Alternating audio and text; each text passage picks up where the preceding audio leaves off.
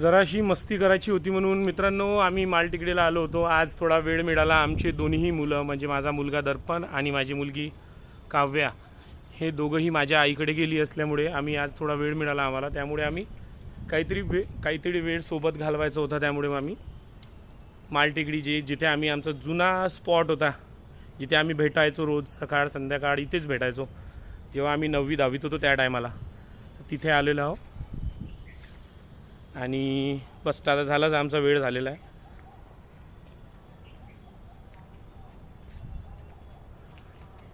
चला झालं का? चलाचं का? बस आता घराकडे जातो. घरून डायरेक्ट जॉबवर.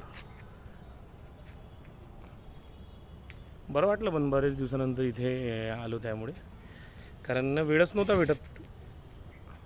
वेळ काढावा लागतो पण स्वतःसाठी.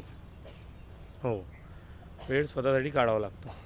स्वतःसाठी वेळ काढणार नाही तर स्वतःलाच विसरून जा असं झालेलं आहे. आणि खरंच असं विसरल्यासारखं वाटत होतं मला की नाही बाबा, आपण काय रोज तेच ते जीवन आहे आपलं.